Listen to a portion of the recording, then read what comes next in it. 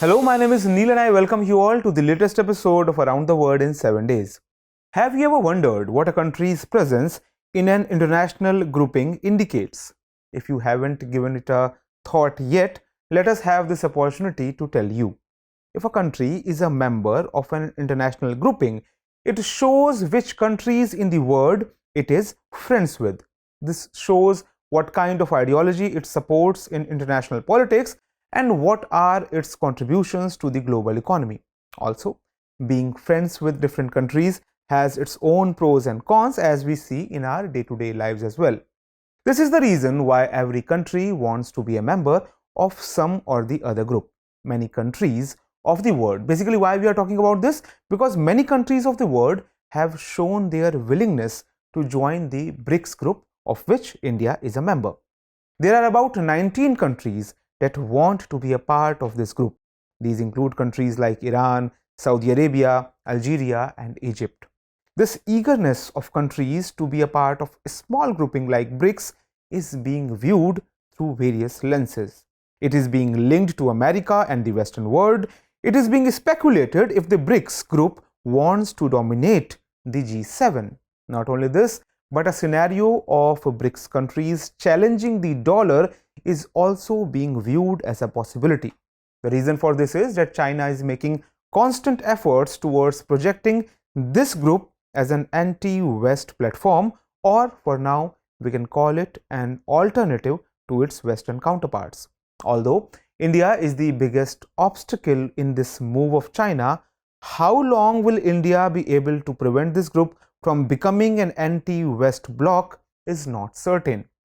Then, whether India's difficulties will increase if China's allies like Iran join this group. We will gradually come to all of these aspects, but first, let's understand BRICS. British economist Jim O'Neill first used the term BRIC in his research paper in 2001. 8 years after the paper, the first official summit-level meeting of BRIC countries took place on 16th June 2009 in Yekaterinburg, Russia. Then Brazil, Russia, India and China were its members, hence the nomenclature BRIC. But in 2010, with the entry of South Africa, the group was renamed BRICS. The population of BRICS countries is about 40% of the world's population, and their cumulative share in the global GDP is about 30%. BRICS is also called a group of emerging economies. As we just mentioned, this group accounts for about 30% of the global GDP, that is, about 1/3 of the total GDP of the world. The participation of these countries in world trade is 17% at present, which is strongly estimated to grow to around 29% in a few years. Due to the rapid emergence of this group, many countries of the world want to be a part of it. On the other hand, at present, 24 countries, including Argentina, have started doing international trade in yuan. It appears that these countries are now in a mood to say goodbye to the US dollar in global transactions. Russia is doing crude oil deals with many countries, including India, in its own currency. The de-dollarization is real and it's happening in the world, and parallel payment systems are being created for this. For this, countries like China, India and Russia are also developing their own banking systems apart from the SWIFT banking network. We have covered this issue in our last week's episode. You can find the link in the description below. On one hand, BRICS is becoming a group of countries with emerging economies, and on the other, a pandemic like COVID-19 has shaken all the economies of the world. Then the Ukraine crisis brought the world to the brink of a recession.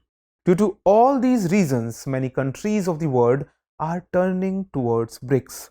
13 countries, as we just mentioned, including Iran and Saudi Arabia, have formally applied, while 6 countries, including Argentina, have informally expressed their intention to join BRICS. Now you must be wondering why we mentioned the anti-West perspective. Actually, in the BRICS grouping, Russia and China are directly known as anti-America, or rather anti-West countries. This fight is all more visible after the Ukraine crisis. Then there are open hostilities between Iran and America. China has also now entered Saudi Arabia as well, and Saudi's distance from America is also visible. In such a situation, The entry of these countries into BRICS will likely increase the dominance of China, and this Chinese supremacy will mean that this group will emerge as an anti-America bloc. However, it is also true that BRICS was established as an economic alternative to the West to increase its bargaining power with the West. But now Russia and China are trying to give this group an anti-America or anti-West identity. Similarly, the top 4 defense spenders in the world are US, Russia, India and China. Of these, America is the only country outside BRICS. This means if military prowess is to be considered, then the scale of statistics will tilt towards BRICS. On the other hand, these countries have emerged as a new platform alternative to the current international financial and political stage. These countries are neither weak nor dependent on others. That's why it is believed that in the matters of geopolitics, these countries will soon beat the G7 countries. Well, now let's discuss, will India allow BRICS to become an anti-West bloc? In fact, with the emergence of BRICS as anti-West, maintaining a balance will be challenging for India. If there is a gathering of anti-America countries in BRICS, then India and Brazil will face the most difficulties. The reason for this is that India's closeness with America is also increasing continuously. On many occasions, America has also been giving concessions to India, such as permitting India to buy oil from Iran despite sanctions. Not only this, India is also a part of Quad. This means that strategically, India is also a friend of America. India has always adopted an intricately balanced foreign policy. With America on one side and China and Russia on the other, India will face problems if BRICS becomes anti-West. However, India has repeatedly rebuffed China's efforts to admit new members to BRICS, and this is because India wants to save BRICS from becoming an anti-West bloc. But sustaining these efforts for long will not be easy for India. In such a situation, the question is whether India will leave the BRICS. The answer is no. The reason for this is that if India leaves the BRICS, it will be completely considered a supporter of the Western camp. Along with this, China will get a chance to lead the anti-West bloc, which will weaken India's position. In such a situation, India can only distance itself from the BRICS. It cannot separate itself from it altogether. It can reduce its investment and be associated with BRICS only for the performance of rituals. However, it remains to be seen how successful India will be in striking a balance between the US and its adversaries, as a very interesting situation awaits Indian foreign policy. So that's all in today's discussion. Let's note down the question based on today's story.